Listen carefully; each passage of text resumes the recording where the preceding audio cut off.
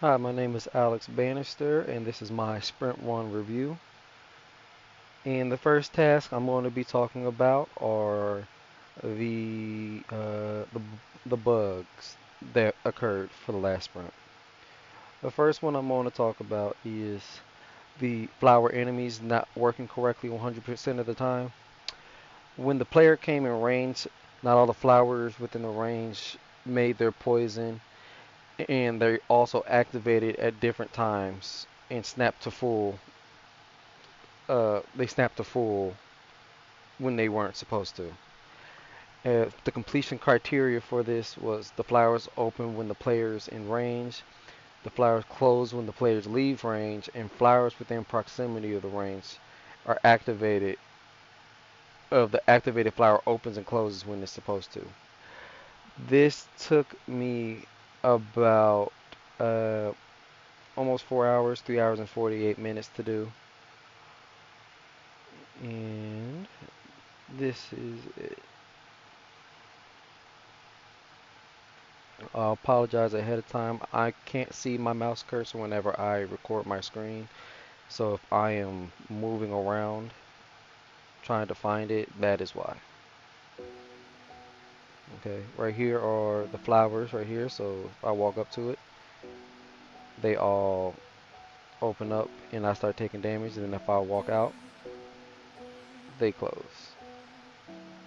Most of it is finished, but it is still a little buggy. So I know there's still more work to be done, but this is the best I could get for the time. But it still works. They all open up how they're supposed to and close. Before it would stay open, there would be some that stayed open and you didn't know why they would stay open. But now they all actively close when the player is not in range and when the player is in range, it does open up. So it does work a lot better than what I had before. And then for the next one, it will talk about the doors not opening when they're supposed to. This took me an hour and 32 minutes, a lot less than I thought it was actually going to take because of how much I struggled with it before trying to get it to work. When the player destroys the target, the door opens before all the targets are gone, or when they destroy all the targets for the door doesn't open. The completion criteria for it was targets are that are assigned to a certain door when all of them are destroyed, it opens the door, and not before all the targets are destroyed. And so back to here. All of these targets are assigned to this door to open it. And so once all of these are gone,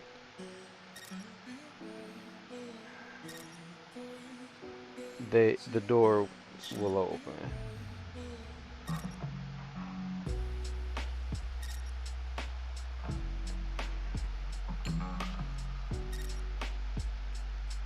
There we go. And see, now the door opens. Before I had a problem with it, you only needing to destroy one target for it to open, or when all of them were destroyed, the door never opened up. So that was a major problem that I had. Normal blocks hitting the enemies and not damaging them how they're supposed to. This didn't take long for me to do because when I went to open it up to go make the changes, it just started working automatically. I don't know what was causing the issue before. All I know is that now it works. The description for it is the base block has a tendency to not damage the enemy when it hits an enemy. For completion criteria, if the regular block hits the enemy and is traveling at a required speed to damage the enemy, it does damage to the enemy. To show that, practice level, and I have this blank enemy over here, and this is what is considered a normal block. There's goo, gas, and powder, and once there, you can't really change them back to a normal block. But this is a normal block, and when you hit it at a required speed, it does damage. So not me doing that, it won't damage. But if I move side to side, it moved fast enough for it to damage the enemy. So that's a thing that players can do. Or if I cock it back all the way, bow. Now it's dead. The next bug, I noticed that the fire blocks lasted an infinite amount of time, and they became overpowered because you could just easily destroy anything that was around you. This was a quicker fix than I was expecting it to be, but I was still able to get it done. The description: the fire blocks last forever and damage the enemy, which could cause an unbalance in gameplay. For the completion criteria, fire blocks are destroyed after a certain amount of time, and the timer resets after the fire block is changed to something else. Okay, back to level select.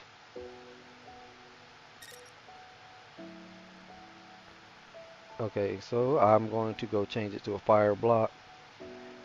And now it should last only 15 seconds before it changes to something else. Or before it destroys itself. And then I'm going to make this one. And now that I have it, I'm going to change it to something else. And it should not destroy itself. I'll go over here. And then change this one back into a fire block as well. And then change it into uh, a bomb block. See, this block is still not changed. Oh, that's that is supposed to happen. Just letting you know.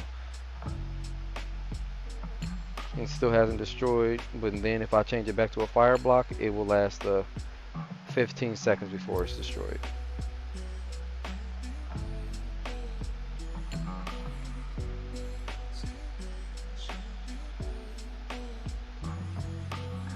See, there we go.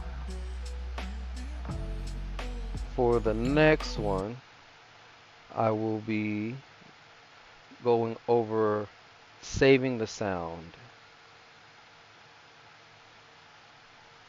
The main point for this one was just making sure I had the saving the sound capabilities. Where did I put it? That one. This took me 2 hours and 26 minutes to complete. Um, I want I want the saving.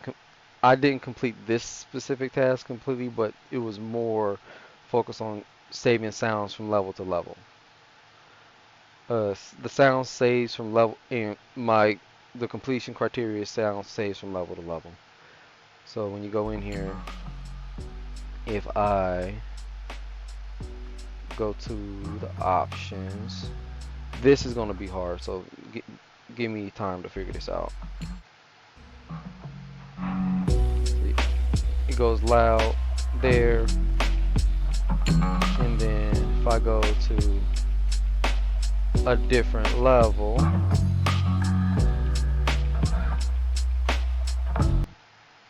it is still just as loud. And then if I go to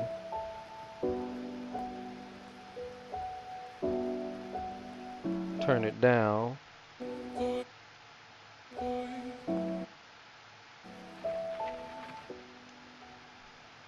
it'll still be like that on the other levels.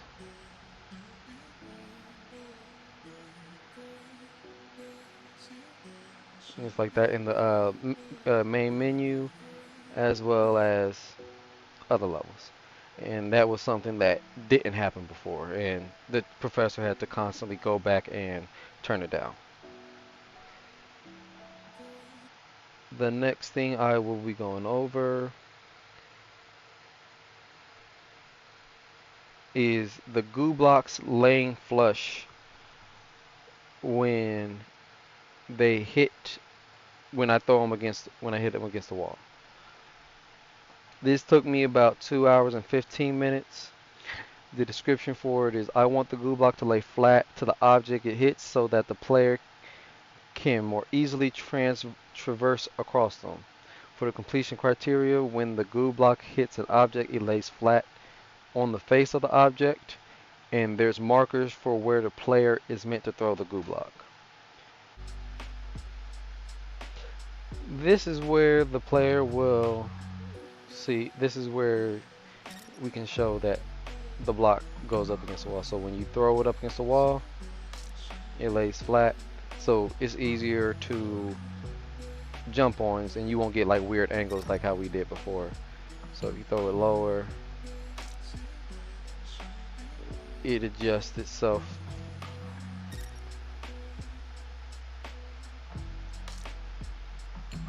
And now you're able to just jump on it and traverse.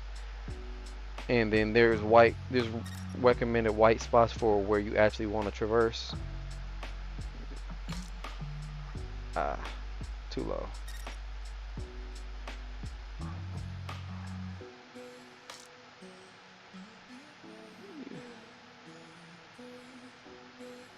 And then bow. You can jump.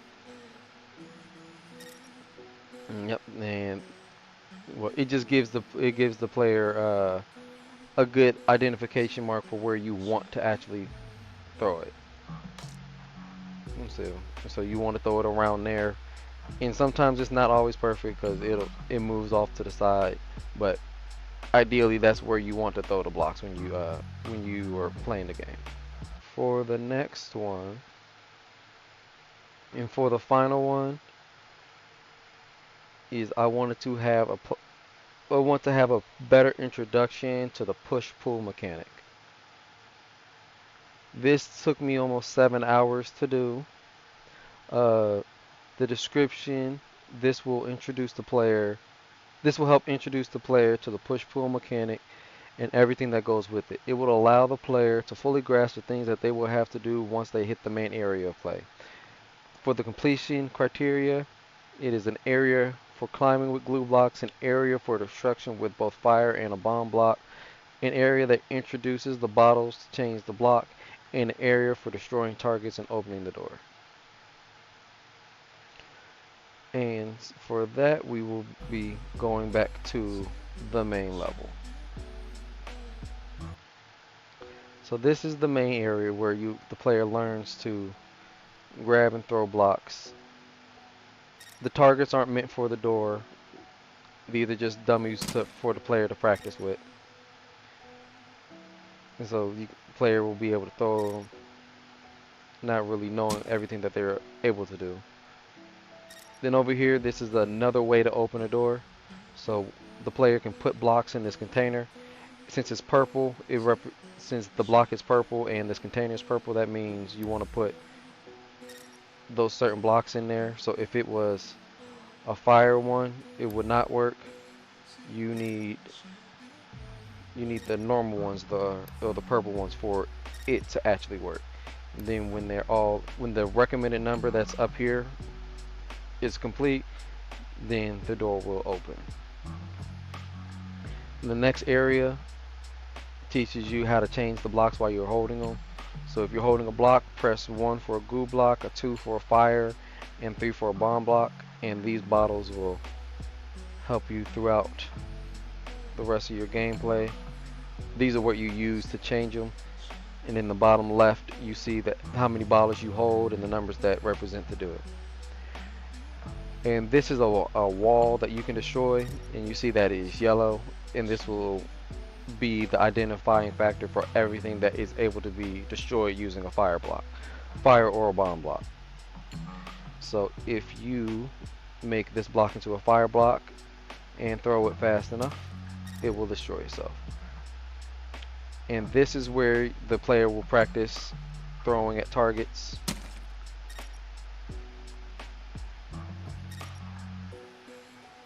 They will eventually learn about, the fire blocks not lasting forever, because they won't be able to complete this within the 15 seconds of the timer that the fire blocks are alive. And so now that all the targets are destroyed, the door now opens. And this is where the player learns about traps. So it says watch out for traps. Traps will hinder or hurt you. If you put blocks in traps, they change the types. So the player grabs a block and puts it in there, you get a fire block. This one you get a goo block, and this one you get a bomb block. Throw it, the bomb ticks, and then explodes. The white one sticks to the surface whatever it hits, and this one is a fire block from which it does extra damage to things and lasts for 15 seconds. And this is another container, so that means since you know those last for 15 seconds, you need to have two in here for that to open. And so this will require the player to move quickly, and since they're relatively the same color, it gives the player a hint to, okay, this is where I need to put it. And then that's when the door opens. You come through here, and then you learn that these yellow these destructible objects can also be destroyed with a bomb. So the player gets a block and makes a bomb out of it. Toss it over there, and then let the destruction do its thing. Bow. Behind that was a target. Sometimes it destroys the target, sometimes it doesn't. But you need to do that to be able to close the door. And then you also see that there's another destructible wall over here that needs to be destroyed. And the player can decide whether or not they want to use a bomb block or a fire block. Stop it. And so, bow.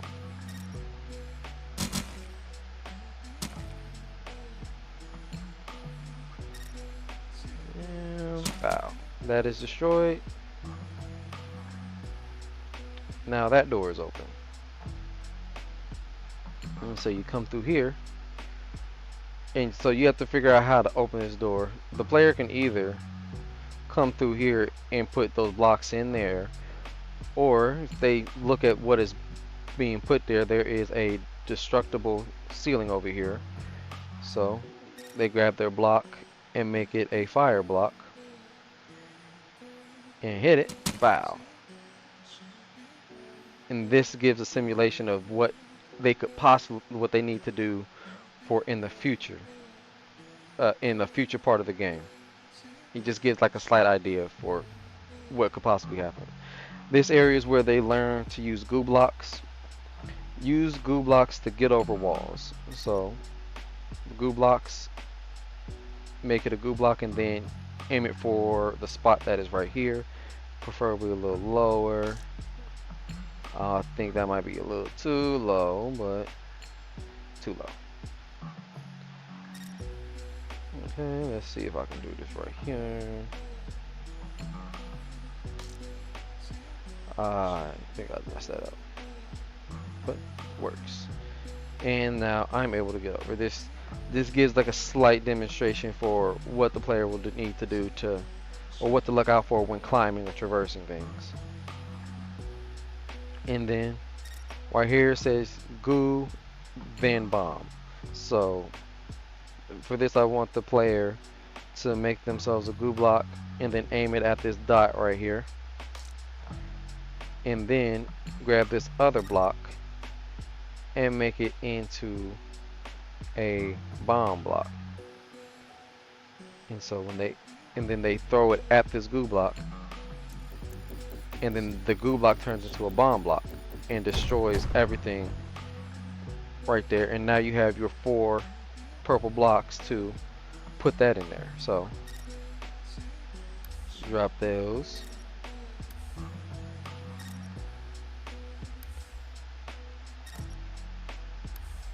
And now the door is open. Now you're stuck in here. They shows the 2 ways that you can get out. You have your traps, you have 4 blocks, and you also have more bottles that the player is able to use. So if the player wants to just, quickly get out of it, stop it. They can use their fire block to use that. or if they want to practice their traversing some more. Did I knock that? Okay. Practice their traversing some more. They can. Dang, nabbit, why does that go so high? They could do that. Let me.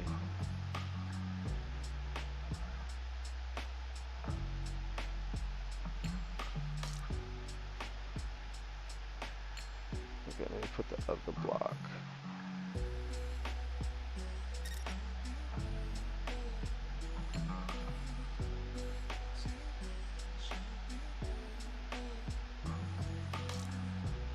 Let's see if I can get above this wall right quick.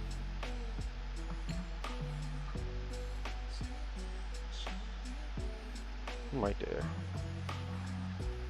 Yep. And then once the player gets above the wall or through here, you will find you are a bounty hunter. Go hunt the aliens to earn money and find the 3 keys to leave. So now the player has practiced all the mechanics for the push pull mechanic, and then they will be using all of these all the practice that they've done in the game. So that's where you have to destroy the ceiling. And that's where you have to go traverse stuff, and so on and so forth. But that is everything that I have completed for this sprint. Thank you for taking your time to watch. Hello, this is my submission for Sprint 1 review for my game balancing class at Full Sail University. If we go ahead and open up the project from the depot, and we play the game, you'll notice some debug messages on the side. These are not bugs nor errors, they are just debug log messages / print messages that I've forgotten to remove from the scripts before I built out the project. I didn't quite have time to finish that before the end of this sprint. They will be removed and fixed by next sprint. As you can see, I've gone ahead and updated the AI so that now they use the default Manny, skeletal mesh, and mesh. Now this weird behavior that you're seeing, which I have to fix, are all the AI trying to move towards my last known location. They all spotted me and are now all trying to find me. The issue is that after they find me, they are not returning back to their spots. But otherwise, as you can see, they work perfectly fine. And they will run around and try to follow you. The reason I switched to the mannequins was so that we could set ourselves up for the art team later on next month. One other addition that I've made to this sprint is fixing my power-ups. So now the hitbox works a little bit better and the message pops up sooner. Additionally, the message provides a player with more feedback on what they're looking at, as well as the crate, so they know exactly how many coins they need, what this power-up is, and what it does, and which button to press to purchase it. If you purchase it, you'll notice that now it says you have this power-up. That means you've acquired the power-up. If you try to buy it again, that is what happens. While I'm not showing it, if you try to buy a power-up without the correct amount of coins, you will get a message back saying that you don't have enough coins. That's really all I was able to do on this sprint for this month, for this week. But I hope that in our final sprint of this class, I'll be more prepared and more ready to take on the challenge of a week-long sprint.